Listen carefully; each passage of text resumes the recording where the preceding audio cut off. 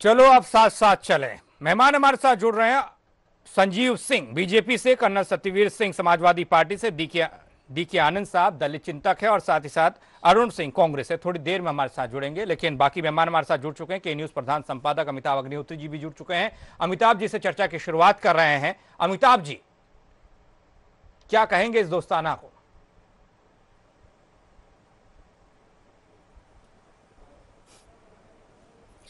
पंकज, देखिए, जो भी लोग राजनीति का खगा जानते हैं वो इस बात से सहमत होंगे कि जब भी नई दोस्ती होती है पुराने गिले शिकवे हटा के, तो इसी ढंग के आरंभिक संकेत दिए जाते हैं।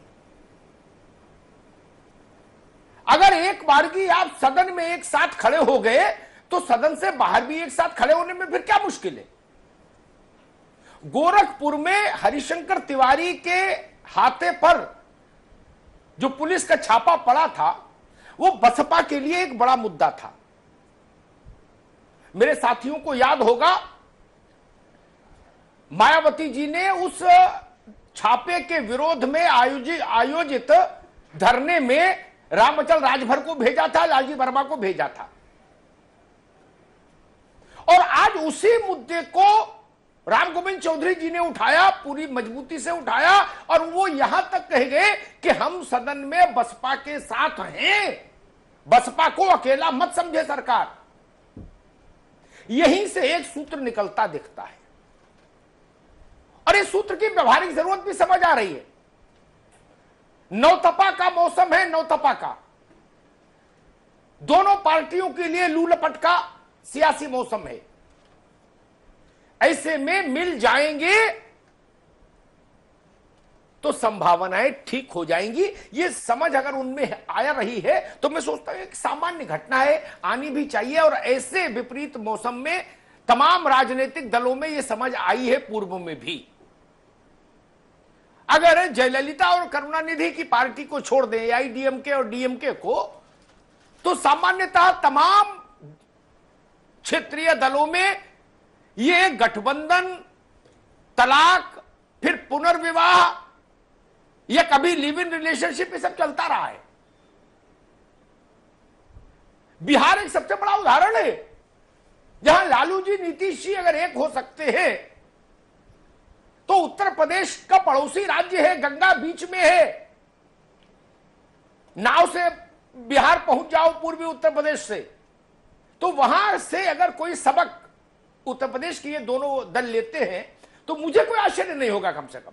अब देखना यह होगा कि बसपा और सपा इस मोहब्बत का इजहार कब करते हैं, इसकी स्वीकारोक्ति कब करते हैं सार्वजनिक रूप से कि हां हम एक साथ जाना चाहते हैं या हम एक साथ जा रहे हैं। सत्यवीर जी, रिश्ते की बात चल रही है कुछ? जी देखो, ये तो शीर्ष नेतृत्व के ऊपर है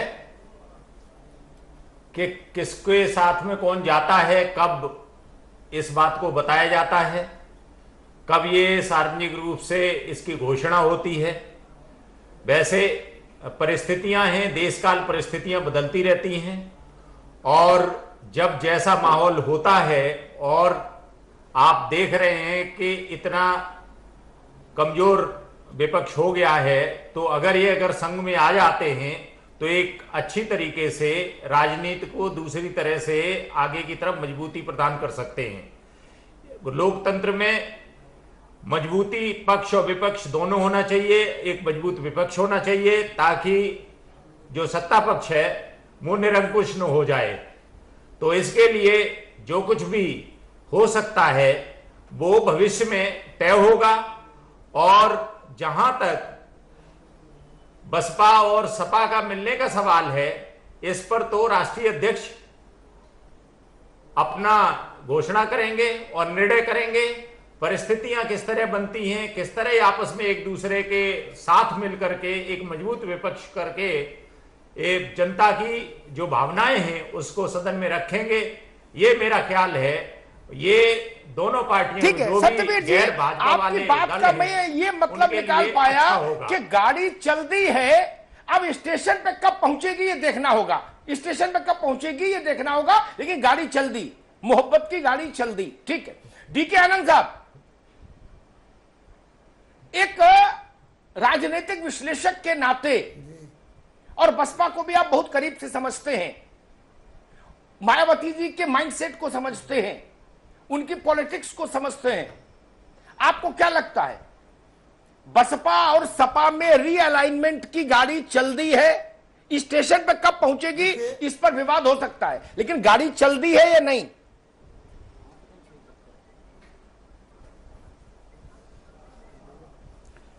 देखिए, चुनाव समाप्त होने के बाद ही ये चर्चा प्रारंभ हो गई थी, और अब जब भाजपा की सरकार बनी योगी जी की, तो उन्होंने उनको जो महिमा मंडित करने का काम जब शुरू किया गया, तो ये साफ सुथरा संकेत हो गया कि इस देश में अगर भारतीय संविधान के तहत राज चलाना होगा तो इसमें जो धर्मांध लोग हैं, जो कट्टरपंथी लोग हैं, उनको सत्ता से बाहर करने के लिए जरूरी है कि इस देश का जो बहुसंख्यक समाज है, जिसको हम पिछड़ा कहते हैं, अल्पसंख्यक कहते हैं और दलित कहते हैं, इनको तीनों की समस्या एक है, इनको एक बार एक आना पड़ेगा।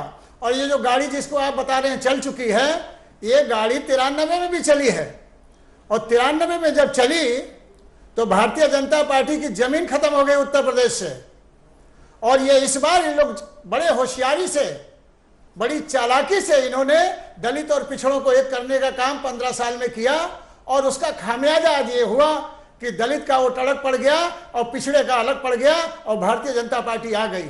मेरा पक्का स्पष्ट बहुमत है कि अगर माननीय श्री अखिलेश यादव और बहन मायावती जी अगर इस बात को तय कर लें कि अगर बाबा साहब डॉक्टर अम्बेडकर का संविधान चलाना इस देश में है, तो इन ताकतों को दूर करने के लिए पिछड़े और दलित को एक मंच पर आना जरूरी है। और इन्होंने सदन में जो फैसला ले लिया है, मैं इसका स्वागत करता हूं, और मेरा विश्वास है, ये तो छोटी सी घटना है जो हुई है गोरखपुर में, सहारनपुर में जाइए देखिए, ठीक है, मेरे समाज की महिलाओं की छाती को काटा गया है, हाथ का कटा हुआ चित्र मेरे पास है। अभी रुको भाई, सहारनपुर नहीं जाओ, अभी रुको आनंद जी, अभी रुको, सहारनपुर नहीं जाओ। संजीव जी, राजनीति में ऐसे प्रयोग होते रहते हैं, ये सामान्य प्रयोग है।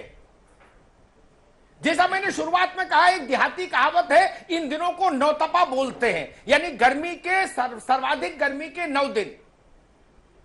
उत्तर प्रदेश में भी राजनीतिक दल जो बाकी हैं, उनके लिए नौतपा का मौसम है। तो ऐसे में पुनर्ध्रुवीकरण बहुत सामान्य सी बात है, जिसकी संभावना आनंद साहब जता रहे हैं, जिसकी संभावना कर्नल साहब जता रहे हैं, राम गोविंद चौधरी जिसको एक स्वर दे रहे हैं विधानसभा के पटल पर। भारतीय जनता पार्टी कैसे देखती है इसको? 2 बातें, क्या आप भी मानते हैं कि एक रिश्ता बन रहा है सपा बसपा में? एक, और दूसरा सवाल, अगर इन दोनों के बीच में रिश्ता बना तो वोट की राजनीति पर कितना असर?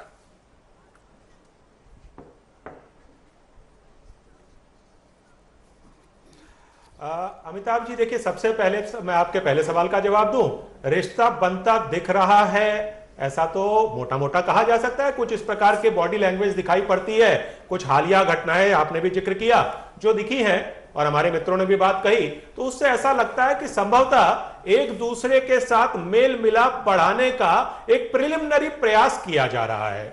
अब इसमें एक बात आती है, वो बात ये आती है कि ये इनका गठबंधन जो करने की बात हो रही है, क्या ये हो पाएगा? पहला पक्ष, और अगर हो रहा है तो किन कारणों से हो रहा है? हमारे दोनों मित्रों ने इनडायरेक्टली एक स्वीकारोक्ति दी कि इनकी पार्टियों की स्थिति खराब हो चुकी है, जनता का समर्थन निरंतर घटा है, और इस बार के चुनाव में तो आकर के पूरी तरह से ही खत्म हो गया है, और इनकी सीटों में परिलक्षित भी हो रहा है।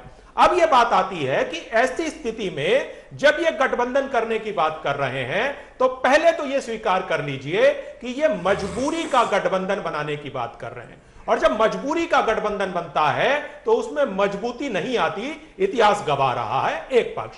दूसरी बात, इन पार्टियों का जो अब तक की राजनीति रही है, क्योंकि ये वर्ग विशेष की वोट की राजनीति करती रही हैं, इन वर्गों का अगर आप सामाजिक दृष्टि से भी अगर आप एक विश्लेषण करें तो समाज में इन्हीं पार्टियों ने अपने अपने वर्ग को प्रश्रय देने का काम किया और दूसरे वर्ग को प्रताड़ित करने का काम किया जब जब सत्ता में आए। तो वर्ग संघर्ष को बढ़ाना इनकी मौका परस्ती भी रही, इनकी मजबूरी भी रही। अब जब ये बात कहें कि साहब पिछले 20एक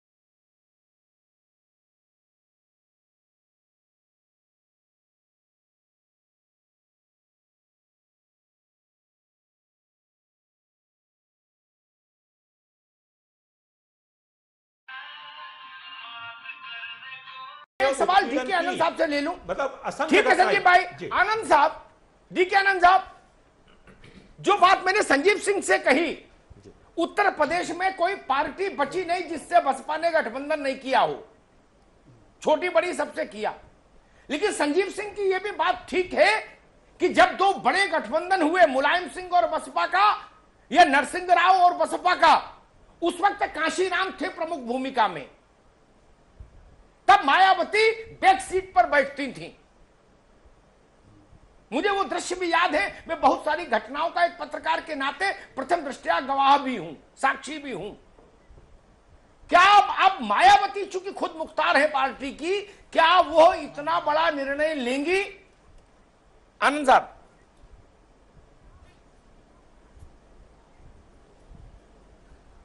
देखिए, हम अभी भाजपा के जो हमारे भाई बैठे हैं उनका जवाब देना मैं यहाँ जरूरी नहीं समझ रहा हूँ।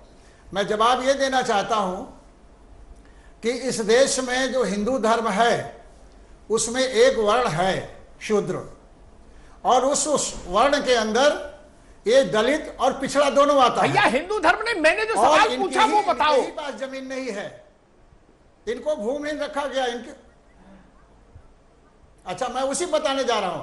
अब ये दोनों की ये ड्यूटी बनती है, कर्तव्य बनता है कि इस समाज को न्याय हाँ, तो दिलाने वही के वजह लिए समय कम होता है जितनी आनंद रंजिश साहब, है, टीवी उसको की छोड़ दिया डिबेट जाए। में समय कम होता और है, इनको पुनः आना पड़ेगा। इसमें सेमिनार की तरह बात नहीं हो सकती। जी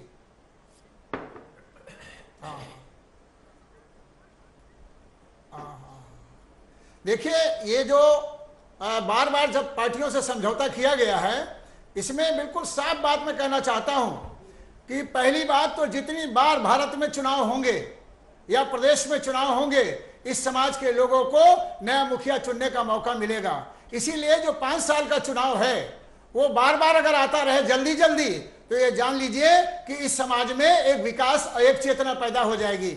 अब इन दोनों नेताओं को यह महसूस हो गया है कि समाज ये चाहता है कि दोनों को एक होना पड़ेगा।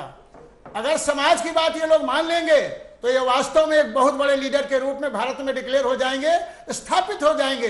लेकिन अगर समाज की बात को ये लोग इनकार करेंगे, नजरअंदाज करेंगे, तो हश्र जो अभी पिछड़ा हुआ है उसको ही इनको झेलना पड़ेगा, ये दंश इनको झेलना पड़ेगा। इसलिए आज वक्त की जरूरत है कि पिछली सारी बातें भूल जाए। मैं तो जो बात आप कह रहे हैं ना कि भाजपा से 3 बार समझौता हुआ, ठीक है, मैं उस पर बोलना सतवीर नहीं चाहता हूं। ठीक है आनंद साहब, ठीक है, रुकिए। सतवीर जी, इसलिए नहीं बोलना मेरा चाहता हूं अपना कि तजुर्बा वो है, बहुत बड़ी साजिश थी। मायावती जी की सरकार में यादव बड़े दुखी रहे और समाजवादी पार्टी की सरकार में मायावती जी का जो कोर वोट बैंक है वो बहुत दुखी रहा।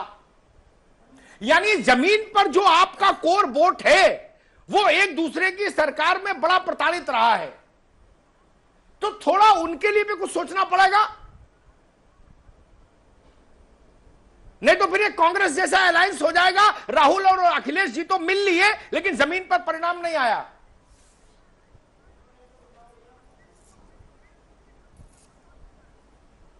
नहीं, ऐसी बात नहीं है अमिताभ जी, ऐसी बात नहीं है।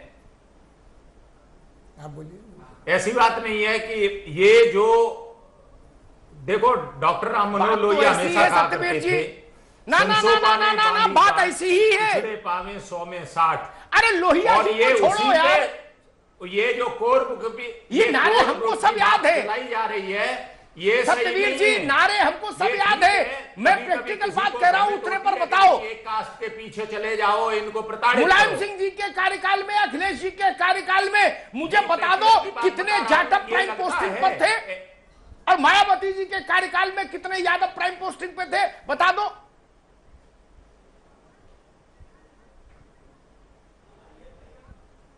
ये आप समझ रहे हो, लेकिन सब बातों का जब पार्टियां प्रयोग करती हैं उनको पता चलता है कि अभी वस्तुस्थिति क्या है। देश काल परिस्थितियां बदलती हैं, लोगों के मन बदलते हैं, लोगों के विचार बदलते हैं। जब आप देख रहे हो कि आपकी कहीं पर कमजोरी है तो उसको मजबूती करने के लिए अपनी विचारधारा बदलनी पड़ती है। नेतृत्व बदल रहा है, सोच बदल रही है, लोग पास आ रहे हैं, किस तरह से उनको आगे चलना है इसमें सुधार करना पड़ेगा। ना तो वो उनको प्रताड़ित करना पड़ेगा किसी एक वर्ग को, ना दूसरे को करना पड़ेगा। अगर उनको आगे बढ़ना है तो उनको साफ सुथरी राजनीति करनी पड़ेगी, एक दूसरे को विश्वास करना पड़ेगा और विश्वास करते हुए आगे चलना पड़ेगा। ये मैं समझता हूं कि हमारा जो नेतृत्व है, जो सवाल मैं सत्यवीर भाई से पूछ रहा था वही सवाल, वो आगे बढ़ेंगे। कई दफा हमने देखा टॉप लीडरशिप अलायंस कर लेती है लेकिन आपका वोटर अलायंस नहीं कर पाता, तो अलायंस जमीन पर नतीजा नहीं दे पाता। कई उदाहरण है ऐसे।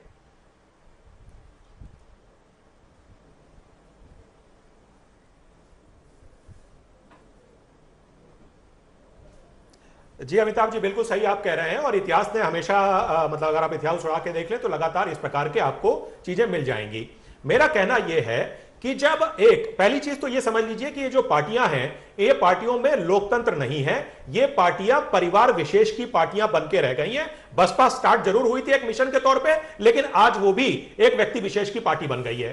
तो जब परिवार विशेष या व्यक्ति विशेष की पार्टियां होंगी तो परिवार या व्यक्ति का एक ऐसी स्थिति बनने पे जहां पे उसको आगे का भविष्य अंधकार में दिख रहा हो, तो उसमें परस्पर दो व्यक्ति तो मिल सकते हैं, लेकिन जिस प्रकार की विचारधारा या जिस प्रकार के वर्गों की, क्योंकि ये वर्ग विशेष की राजनीति करते रहे, तो जिस प्रकार के वर्गों की राजनीति करते रहे, यह मानना कि करोड़ों लोग उस वर्ग के, क्योंकि आज आप बैठ करके आपने एक साथ चाय पी ली, पीछे आपने एक दूसरे के ऊपर हमले भी कराए, मतलब जिसको कहा जाए कि एक प्रकार से मारने के हमले भी कराए, ऐसे टाइप की चीजें करी, लगातार डिफरेंसेस क्रिएट किए। आज आप क्योंकि बैठ करके एक साथ चाय पी ले रहे हैं तो मान लिया जाए कि सब लोग मिल जाएंगे, ऐसा होता नहीं। खास करके तब जब भारतीय जनता पार्टी लगातार सबका साथ सबका विकास करते हुए सभी वर्गों का, जो इनके वोट बैंक थे, जिनको ये वोट बैंक मानते थे, उनका भी अधिकांश वोट आज हमारे साथ जुड़ा है। और वो जो जुड़ाव हो रहा है, ये जुड़ाव जो हमारी आज गवर्नेंस की नीति है, जो यूथ को साथ लेकर के हम चल रहे हैं, एस्पिरेशनल पॉलिटिक्स को सही मामले में जिसको हम रूपांतरित कर रहे हैं, इस प्रकार का जो जुड़ाव हो रहा है, परमानेंट जुड़ाव होता है। मुझे नहीं लगता कि इन पार्टियों के व्यक्ति वही सवाल में आनंद साहब से पूछ लो। आनंद साहब, मुझे संक्षेप में बताइएगा, फिर ब्रेक पे जाना है। आपका जो वोटर, बसपा का जो वोटर या सपा का जो वोटर भाजपा में शिफ्ट हो गया लोकसभा चुनाव में और विधानसभा चुनाव में, अलायंस होने के बाद भी वो वापस आ जाएगा, इसकी गारंटी क्या?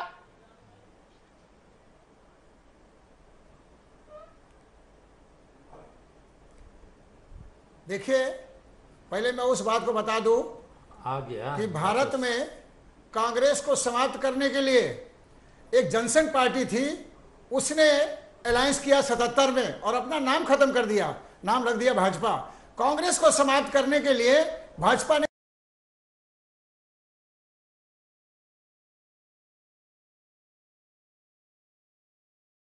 सबको सत्ता से ऊपर नीचे करता चला रहा है। अगर इस समाज के लोग अलायंस करने जा रहे हैं, भूले बिसरे लोग जो लड़ गए थे, अगर इकट्ठा आने जा रहे हैं, तो मैं गारंटी से यह कहना चाहता हूं, आज जो ये चैनल चला रहे हैं, अग्निहोत्री जी, मैं आपका बहुत सम्मान करता हूं।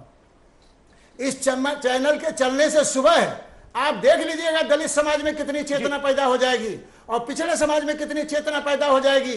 जो कल का ग्राफ था वो आज बहुत हाई हो जाएगा अलायंस के पक्ष में, और दलित समाज के लोग और पिछड़े समाज के लोग फिर इस अलायंस को इकट्ठा कर करके आप देखिएगा कि उत्तर प्रदेश में 2019 के चुनाव में एक मिराकिल आपको दिखाई देगा, जिसकी कल्पना कोई भारतीय जनता पार्टी के लोग कर नहीं पाएंगे। हमारी जो हार का, इस पार्टियों की हार का जो कारण है, वो केवल हम लोगों की डिवाइड होने से। कांग्रेस के अगर हमारा समाज इकट्ठा हो गया, एक छोटी सी टिप्पणी अरुण भाई से ले लो, उसके बाद ब्रेक पे जाएंगे, फिर आएंगे तो फिर बहस आगे बढ़ाएंगे। अरुण जी, सपा और बसपा में अभी इशारों में बात हो रही है, उम्मीद है कि मामला बन जाएगा, कांग्रेस उसमें कहां खड़ी है अरुण जी?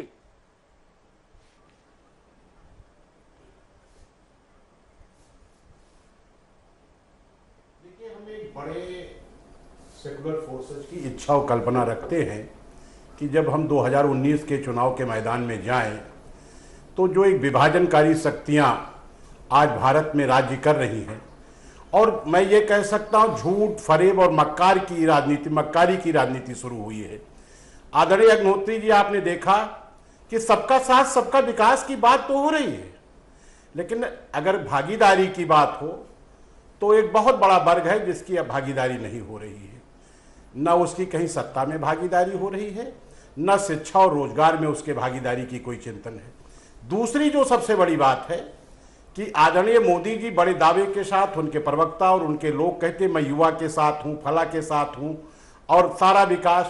3 साल में आदरणीय मोदी जी कोई एक बात बता दें, लोकतंत्र में वोट महत्वपूर्ण है मित्र।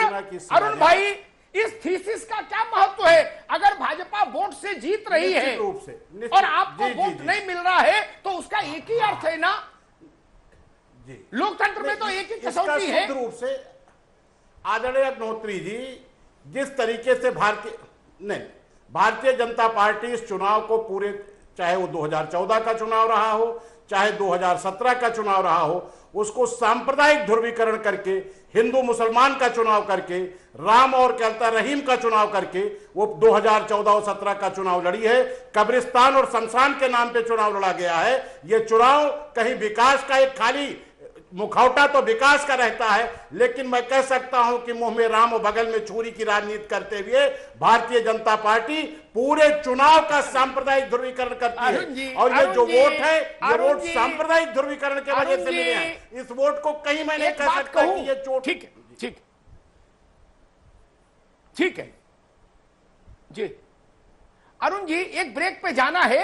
ब्रेक पे जाने से पहले एक टिप्पणी कर दूं और इसी टिप्पणी पर बात करूंगा ब्रेक के बाद जब आऊंगा। अगर भारतीय जनता पार्टी ने उत्तर प्रदेश का चुनाव अब तक के सबसे बड़े बहुमत से जीता है तो यह कहने का कोई तर्क नहीं बचता कि भाजपा ने जनता को गुमराह कर दिया, भाजपा ने धोखा कर दिया, भाजपा ने यह कर दिया, भाजपा ने वो कर। जनता के वोट से ही सरकार बनती है, चाहे जवाहरलाल की बने, चाहे मोदी की बने, चाहे नीतीश की बने, चाहे योगी की बने। ये जान लीजिए, कोई माई का लाल इतना काबिल नहीं हुआ जो हिंदुस्तान की जनता को गुमराह कर दे। इसलिए थोड़ा अपना सब लोग तार्किक बिंदु सुधारो। मुझे लग रहा है तर्क का पेंडुलम गलत दिशा में भाग रहा है।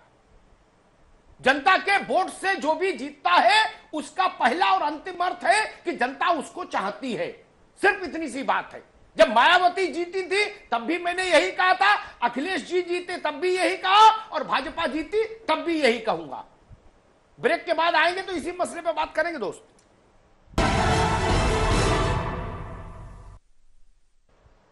चलो अब साथ चलें। सपा और बसपा की बात हो रही है। विधानसभा के अंदर कुछ संकेत मिले हैं, विधानसभा के बाहर कब ये बात निकल कर आती है सामने, ये देखना होगा। हालांकि 2019 को भूलना नहीं चाहिए और बीजेपी जिस तरीके से जीत दर्ज की है उत्तर प्रदेश में, उससे बीजेपी को रोकने के लिए शायद ये हो सकता है कि दल एक हो जाए, लेकिन आने वाला वक्त बताएगा।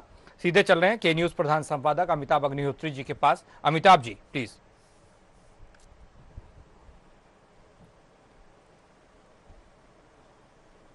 सत्यवीर जी, पार्लियामेंट्री डेमोक्रेसी, संसदीय लोकतंत्र में जनता की इच्छा, जनता का मन, जनता का आदेश जानने का एकमात्र उपाय है चुनाव। इसके अलावा कोई टेस्ट केस नहीं जो जनता का मन बताए। और चुनाव में जो जीते उसकी एकमात्र व्याख्या है कि जनता इसके साथ। इसी कसौटी पर अखिलेश बाबू कसे गए, मायावती जी कसी गई, ज्योति बसु साहब कसे गए, नीतीश बाबू कसे गए, ममता दीदी कसी गई, वाजपेयी जी कसे गए। पूरा इतिहास है। फिर और किसी बात का कोई मतलब है क्या सत्यवीर जी?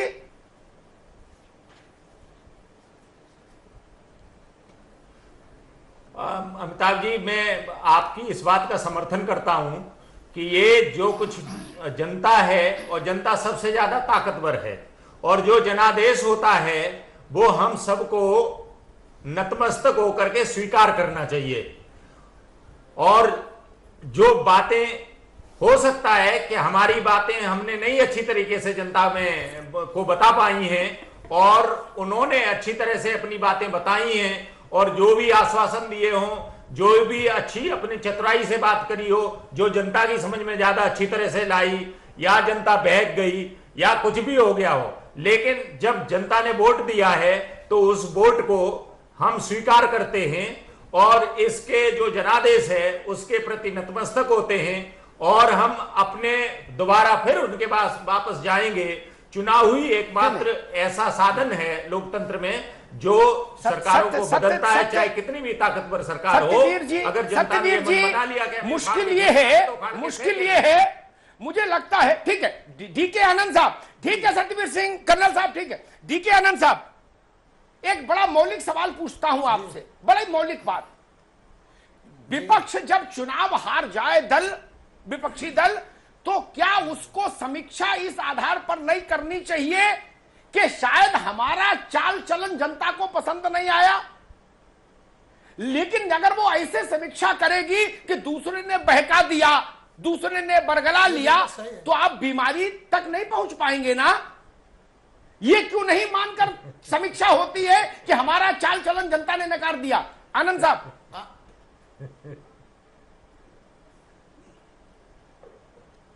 देखिए, ये बात आप बिल्कुल सही कह रहे हैं, और ये समीक्षा चूंकि आप तक आती नहीं है, ये समीक्षा हो रही है अंदर कि जनता ने हमको क्यों नकारा। देखिए, मैं ये कहना चाहता हूं कि पंजाब में ऑपरेशन ब्लू स्टार हुआ, वहां के सिखों ने कांग्रेस को माफ कर दिया। यहां बाबरी मस्जिद का डिमोलिशन हुआ, मुसलमान ने पूरे देश में कांग्रेस को माफ किया। यहां पर जो सपा बसपा का डिवीजन जो आरएसएस ने कराया था 2 जून 95 को, उसको ये दोनों नेता जान गए हैं। और सबसे बड़ी बात ये कहना चाहते हैं कि श्री अखिलेश यादव जिन्होंने राज किया, उनके ऊपर एक भी कलंक नहीं है, एक भी कलंक नहीं है। और उन्होंने अपने पार्टी में गुंडागर्दी को समाप्त करने का पहली बार एक इतना बड़ा जज्बा उठाया, इतना जोखिम उठाया कि जिसकी वजह से ये घटना घट गई। और उन्होंने अपनी पार्टी को बिल्कुल साफ लोग दलालों को हटाने के लिए काम किया, उसकी वजह से परिवार टूट गया। आज मैं विश्वास करता हूं कि मायावती जी का और मुलायम सिंह का जो वो 2 जून 95 का संघर्ष है, उसमें अब हट करके आ गए श्री अखिलेश यादव जी। और मायावती जी को भी ये समाज इस समय इनको इतना दबा देगा कि ये अलायंस करने पर मजबूर हो जाएंगे। और अलायंस का जो पहली शुरुआत आज आपने देखी है, ये आप देखिएगा कि इसको समाज करेगा। और अगर अलायंस को किसी एक ने इनकार किया तो समाज उससे टूट करके दूसरी तरफ चले जाएगा। ये स्थिति उत्तर प्रदेश के अंदर बनने जा रही है। और मैं स्वागत करता हूं दोनों लोगों का कि अगर इस देश की सांप्रदायिकतावादी ताकतों को, जो संविधान के दुश्मन है, आजादी के दुश्मन चला है, गया, आपको वापस लाना पड़ेगा। चला तो गया बहुत सीमा तक। अरुण भाई, अगर सपा और बसपा का अलायंस होता है तो बिहार की तर्ज पर क्या कांग्रेस इस अलायंस में रहेगी? जी,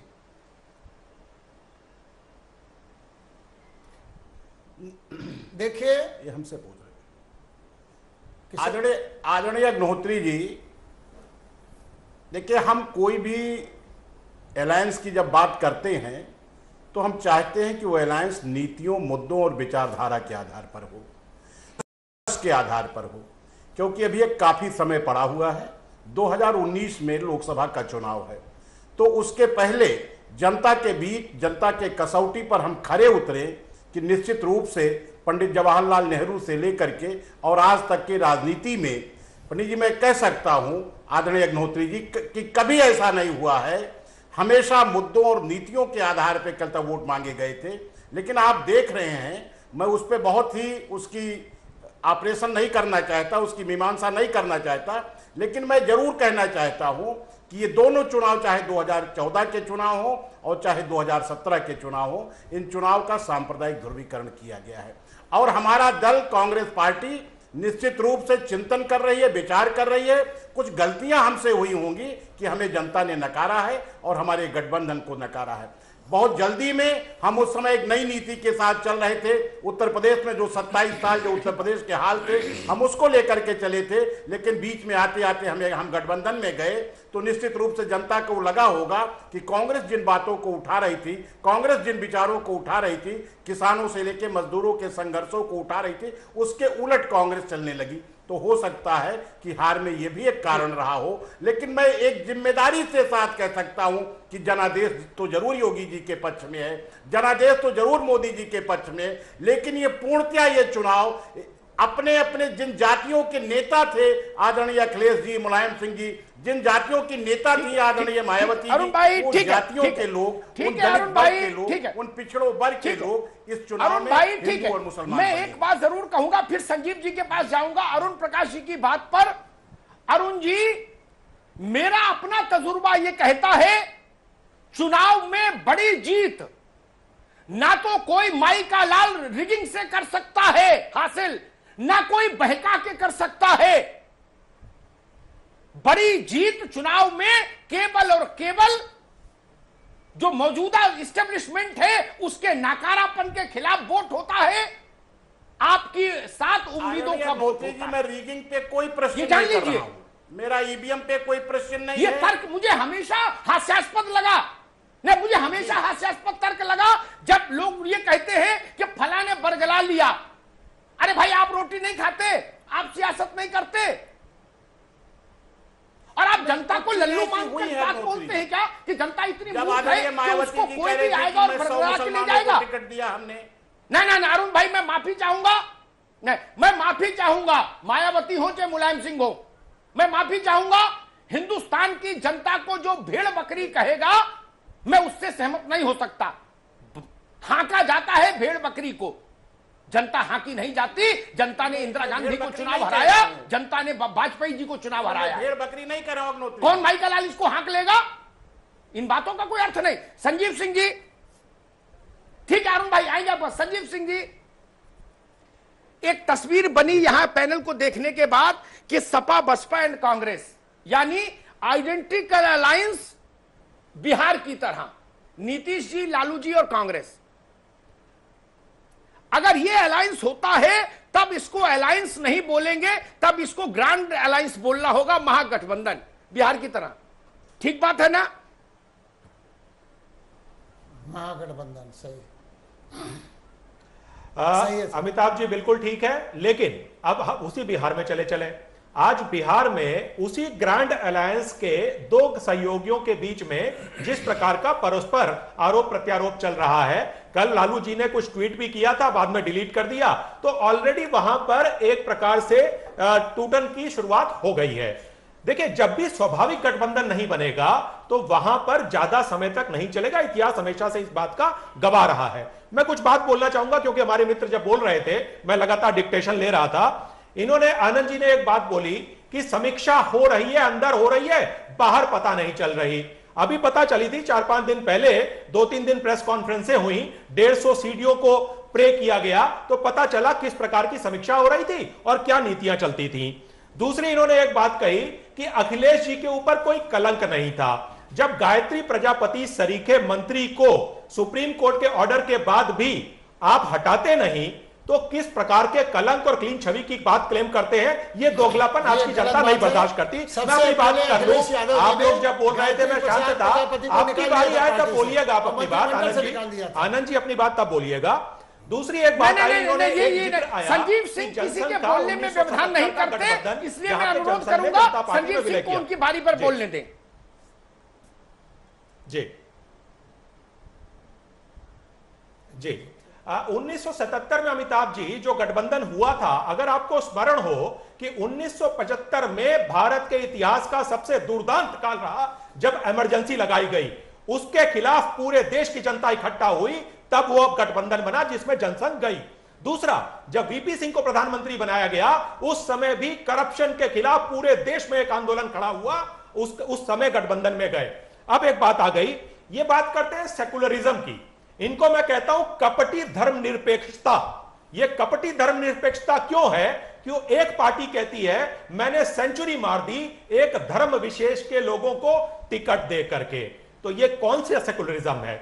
जब एक पार्टी का प्रधानमंत्री लाल किले की प्राचीर से कहता है कि देश के संसाधनों पे एक धर्म विशेष के लोगों का पहला अधिकार है, यह कौन सा सेकुलरिज्म है? जब उसी पार्टी के लोग सांप्रदायिक और लक्षित हिंसा बिल जैसा एक ड्राफ्ट लोकसभा में इंट्रोड्यूस करते हैं, जिससे ज्यादा बड़ा काला कानून भारत के इतिहास में अंग्रेजों के बाद से कभी नहीं आया, यह कौन सा सेकुलरिज्म है?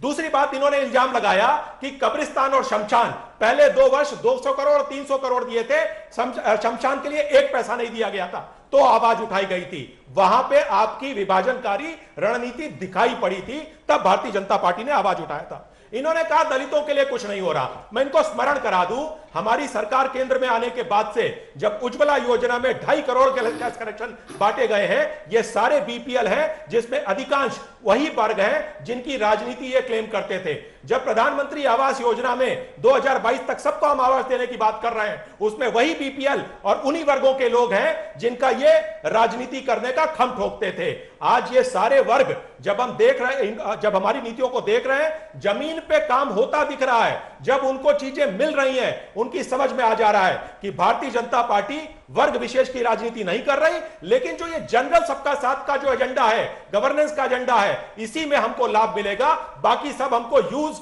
एंड थ्रो करते हैं, इससे ज्यादा कुछ नहीं करते। ठीक है, एक बात यहां पर आई कि बहुत पहले इन्होंने कहा था कि शूद्र का, ठीक बात, बिल्कुल जितने भी धर्म ग्रंथ अमिताभ जी रहे, आप अच्छी तरह से जानते हैं, चाहे वेद ले लीजिए, चाहे पुराणों को ले लीजिए, चाहे पुराणों को ले लीजिए, वर्ण की प्रथा थी हमारे यहां, लेकिन वो कार्य आधारित थी। गुरुकुल में चारों वर्ग के लोग जाते थे, राजा का बेटा भी जाता था, और भिक्षा मांगने का जब उसका दायित्व आता था तो भिक्षा मांग के भी लेके आता था। इस प्रकार की हमारी पद्धति है। जो ये अस्पृश्यता खड़ी हुई आज से करीब करीब 1000 वर्ष पहले, और इसके इतिहास को भी जिस प्रकार से वामपंथी इतिहासकारों ने ठीक है संजीव भाई, संजीव भाई ये बहुत दूर की बात हो जाएगी।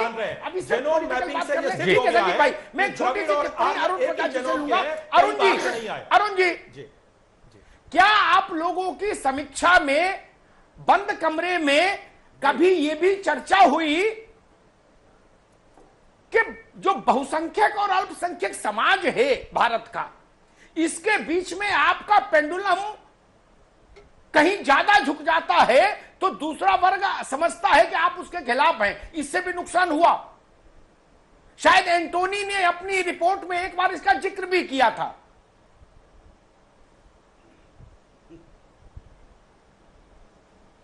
आदरणीय अग्निहोत्री जी, आप बहुत ही वरिष्ठ पत्रकार हैं, और दुर्भाग्य है कांग्रेस पार्टी का और दुर्भाग्य है हमारा। हम ये समझ सकते हैं कि आपने देखा कि अगर हमने तमाम फैसले लिए हैं और उन फैसलों में जनता को लाभ हुआ है, आपने देखा होगा, मैं उन प्रश्नों को, उन फोड़ों को कुरेदना नहीं चाहता कि किस तरीके से भारतीय जनता पार्टी ने उसका लाभ लिया है। आपने देखा कि जब हमने आज तमाम हमारे काम ऐसे हैं। देखिए, भारतीय जनता पार्टी एक ऐसी पार्टी है जिसने गणेश जी को दूध पिलाया है पूरे देश में, शिव परिवार को पूरे देश में दूध पिलाया है। तो ये पार्टी ये जानती है कि किस तरीके से सीधे चलते हुए अरुण जी, अगर नहीं लड़ सकते तो पार्टी बंद करिए। नहीं अरुण भाई, संन्यास ले ले, फिर कांग्रेस को सलाह दो पार्टी बंद करे। अगर नहीं लड़ सकती, नहीं चल सकती, जी, अरे हरिद्वार में रहो। क्यों हम अपने, देखिए ये हो सकता है, मैं फिर कह रहा हूं कि गुमराह जी, ये मैं कह सकता हूं कि ये गुमराह करने जैसे एक घने काले बादल चंद्रमा को कभी कभी छा लेते हैं, उसकी सूर्य की लालिमा को कम कर देते हैं। मैं उसी तरीके से भारतीय जनता पार्टी को मानता हूं। ये मायावी पार्टी आप देखते जाइए अग्निहोत्री जी। अभी तो संजीव जी बात कर रहे थे, कह रहे थे कि प्रधानमंत्री ये कह रहे थे, प्रधानमंत्री शौचालय की बात लाल किले से किए, लंदन तक शौचालय की बात किए।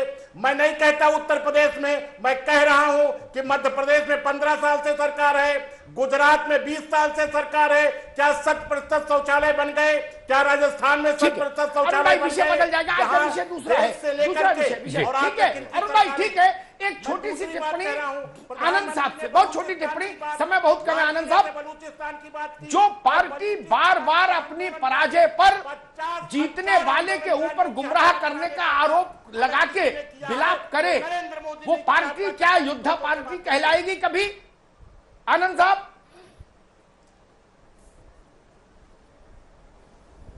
क्या जी, जरा रिपीट कर दें।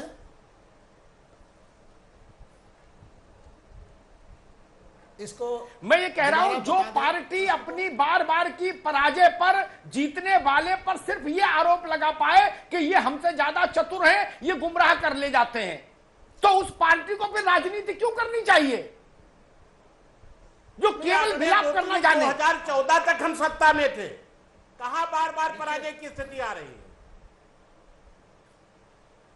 देखिए, मैं कहना यह चाहता हूं कि जिस समाज को हम लोग रिप्रेजेंट कर रहे हैं वो 4500 साल से गुलामी का शिकार है।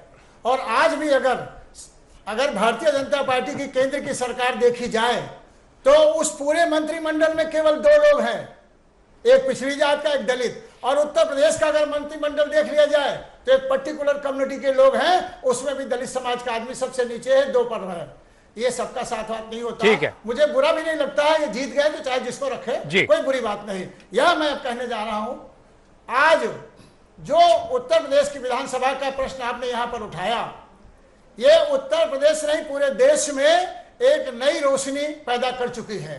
ठीक है, और ये कल से संजीव जी जल्दी से इतना बड़ा आंदोलन ठीक है आनंद जी, समय थोड़ा कम है। कम्युनिस्ट भी आ जाएगी, संजीव जी जल्दी से कांग्रेस भी आ प्लीज। जाएगी, सतीश ठीक है, नीतीश जी भी आ ठीक। जाएंगे, लालू भी आ जाएंगे जी।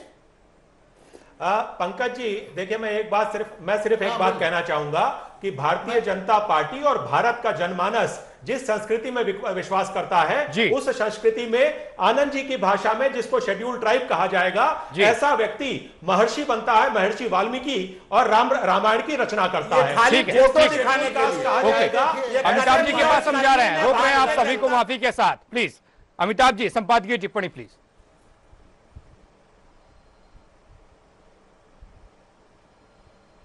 देखिए, मैं बिल्कुल प्रैक्टिकल राजनीति की बात करूंगा, धर्मशास्त्र, वेद पुराण और हजारों साल की गुलामी पर नहीं जाऊंगा।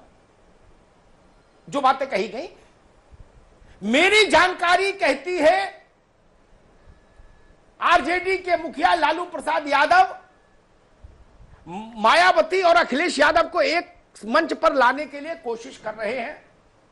उस पैकेज डील का एक बड़ा हिस्सा यह है कि अगले साल मायावती जी की राज्यसभा की सदस्यता का कालखंड समाप्त हो रहा है। मायावती जी अपने विधायकों के भरोसे राज्यसभा नहीं आ सकती। लालू यादव बिहार से मायावती को राज्यसभा भेज सकते हैं। वो भी एक बड़ा ब्रेक थ्रू होगा जिसकी बातचीत चल रही है। बसपा और सपा में दोस्ती हो जाएगी। वो दोस्ती कैसी होगी? गांठ जोड़ेंगे, मित्रता तक सीमित रहेंगे, क्या हो वो बात की बातें हैं, लेकिन एक दरवाजा खुला है दोनों तरफ से। कांग्रेस उसमें हिस्सेदारी करेगी, स्वाभाविक है, क्योंकि कांग्रेस जानती है कि सपा और बसपा के बिना उत्तर प्रदेश में वो प्रासंगिक नहीं हो पाएगी अभी कुछ समय तक। इसलिए उसको इन दो के साथ ही चलना होगा। महाजना एन गता स पंथा, जिधर बड़े लोग जाए उधर ही चलो, तो कांग्रेस के लिए ठीक है। लेकिन एक बात मैं जरूर कहूंगा, डीके आनंद उस बात पर चिंतन जरूर करें। कागज पर जोड़े जाने वाला वोट बैंक यानी या वो कैलकुलेटर पर जोड़े जाने वाला वोट बैंक, गणितीय वोट बैंक, और ईवीएम से निकलने वाले परिणामों में प्रायः बहुत अंतर होता है। कांग्रेस और समाजवादी पार्टी का वोट बैंक में जोड़ लो तो 40-41% वोट होता था।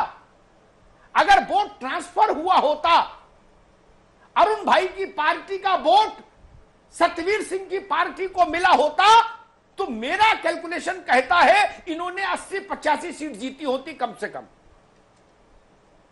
यानी ये गठबंधन ताज होटल में राहुल जी अखिलेश जी का तो हुआ, ये एटा में, इटावा में, गरौठा में, मोठ में, बहराइच में, जहानाबाद, हरदोई में, जलालाबाद में, मुहम्मदाबाद में नहीं हुआ। अन्यथा गणित तो कहती थी आप अच्छी सीट जीतते, बुरी से बुरी स्थिति में भी 80-85 सीट आप जीतते, लेकिन नहीं जीते। और कांग्रेस को भी अगर आपका 22%, आपका 26% जो वोट था और जो अब बचा उतना भी ट्रांसफर कर दिया होता आपने, तो भी इनको इज्जत बचाने के लिए सीटें मिल जाती। उत्तर प्रदेश के इतिहास में ऐसी बुरी स्थिति विधानसभा में शायद ही कभी कांग्रेस की हुई हो। अगर हुई होगी तो तभी हुई होगी जब राम नरेश यादव मुख्यमंत्री बने थे, जब 9 राज्यों की सरकारें चरण सिंह ने बर्खास्त की थी और चुनाव हुआ था। वो दौर दूसरा था, इमरजेंसी के खिलाफ माहौल था। उसके बाद तो कांग्रेस की स्थिति कभी नहीं बनी कि 403 में से 10 भी नहीं जीते।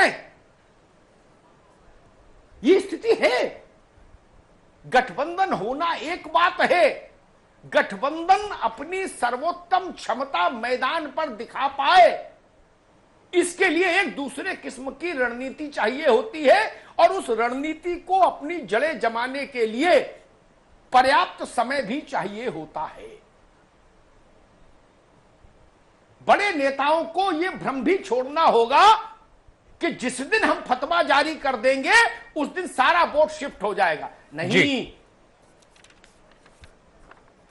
बसपा को यह सोचना चाहिए कि उसका core vote bank Bharatiya Janata party की ओर गया है, एक बड़ा हिस्सा। अखिलेश जी को भी ये चिंतन करना चाहिए कि उनकी पार्टी का जो कोर जातीय वोट बैंक है उसका एक बड़ा हिस्सा भाजपा को गया है। सीट वाइज एनालिसिस करके देख लीजिए, पता लग जाएगा। जो यादव बहुल सीट है वहां भाजपा कैसे जीत गई, यादव का ट्रांसफर नहीं हुआ, एक बड़ा हिस्सा। इस सच को जब तक आप स्वीकार नहीं करेंगे आप समीक्षा नहीं कर पाएंगे। और एक बात मैं सारे मित्रों से कहूंगा, कोई जीते कोई हारे, ये चुनाव आते जाते रहेंगे। कृपया हिंदुस्तान की इस महान जनता को, यह अशिक्षित तो हो सकती है अरुण भाई, लेकिन मूर्ख नहीं। जयप्रकाश जी ने कभी कहा था, उसी को दोहराता हूं, मूर्ख नहीं।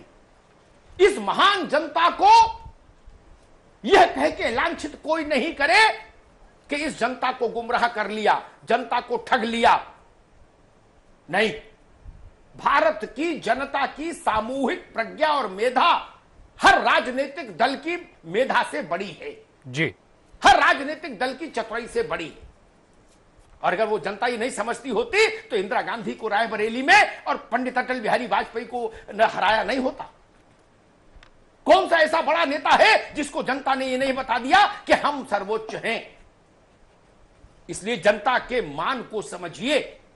और मेरा व्यक्तिगत मानना है कि जब आप ये कहते हो कि जनता को ठग लिया, जनता को बहका लिया, जनता को हाँक लिया, तो शायद उससे भी जनता नाराज होती है। उसको लगता है कि इनको मेरी हैसियत ये नजर आती है जी। जो लोग लोकतंत्र में विश्वास रखते हैं उनको जनादेश को इस रूप में स्वीकार करना चाहिए कि शायद हम में कुछ कमियां रही होंगी, हम उनको दूर करेंगे तो अगली बार फिर जनता के पास जाएंगे और उसका भरोसा जीतने के लिए एप्लीकेशन लगाएंगे। यह रास्ता मुझे लगता है ज्यादा सुसंस्कृत है, ज्यादा लोकतांत्रिक है। बहुत बहुत धन्यवाद। संजीव सिंह जी बहुत बहुत शुक्रिया आपका, सत्यवीर जी आपका भी बहुत बहुत शुक्रिया, डीके आनंद साहब बहुत बहुत शुक्रिया, अरुण जी बहुत बहुत शुक्रिया आपका भी, अमिताभ जी आपका भी बहुत बहुत शुक्रिया चर्चा में आने के लिए।